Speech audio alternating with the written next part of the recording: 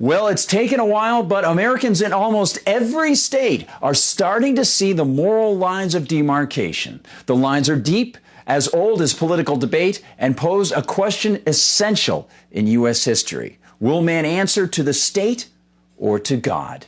Well, in California, 1,200 pastors just sent authoritarian Democrat Governor Gavin Newsom their answer to that question. Hi, everyone. I'm Gardner Goldsmith for MRC-TV. Well, the New American's Bob Edelman explains the story. The day after the Department of Justice warned California Governor Gavin Newsom about discriminating against churches in both his shutdown and his reopen orders, a lawyer announced that more than 1,200 pastors had said that they will open in-person services in defiance of those orders on Pentecost Sunday, May 31st. The pastors are engaging in peaceful activity, aggressing against no one, and they will not comply with the unconstitutional edicts of Newsom. The attorney who drafted the Declaration of Essentiality sent a letter to the governor declaring that the pastors were not asking permission. This letter was not sent for the purposes of asking for permission. Telling Gavin Newsom to stuff it where the sun don't shine? Yeah, nice. I dig it.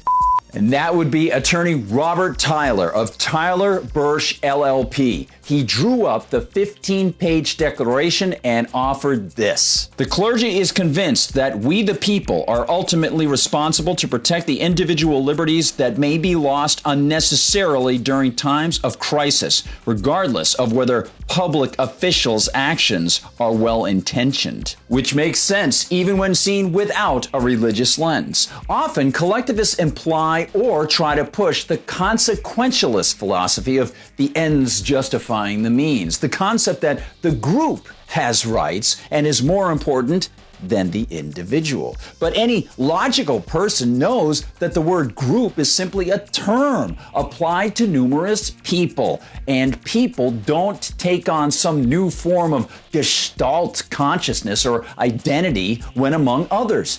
Each person himself retains his own self-ownership among others, regardless of the term applied to that population.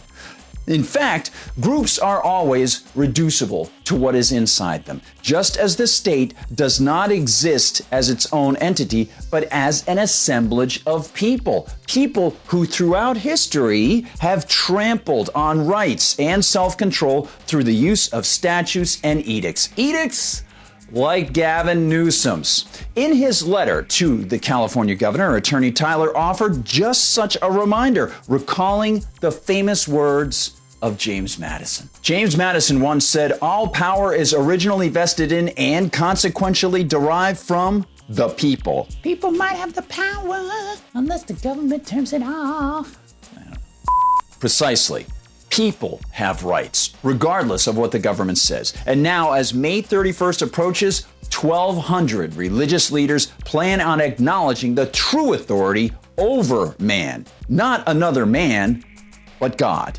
In doing so, they acknowledge the dignity of man and they tip their proverbial caps to American history. For it was William Penn, founder of Pennsylvania, who in 1670 acknowledged the supremacy of God over the state and the principle of freedom of worship over the British Crown. In doing so, Penn helped remind us today of the power of the individual and our connection to history. Arrested in London for openly preaching Quakerism, Penn was tried with fellow Quaker William Meade for, quote, unlawful assembly, end quote. Sound familiar? But they stood tall and focused on higher authority, on God, the one who created man, and established natural law over the commands and thievery of the state.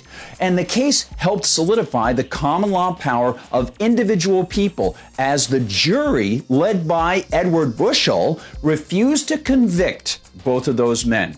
As Julian Heiklund notes, for Penn State, they actually nullified an unjust law. The jurors refused to convict the two Quaker activists charged with unlawful assembly. The judge refused to accept a verdict other than guilty and ordered the jurors to resume their deliberations without food or drink When the jurors persisted in their refusal to convict, the court fined them and committed them to prison until the fines were paid. On appeal, the Court of Common Pleas ordered the jurors released, holding that they could not be punished for their verdict. It's important to remember William Meade and William Penn, especially today as Gavin Newsom's edicts breach the Bill of Rights and as religious men and women rise to acknowledge their duty to God, not to the state.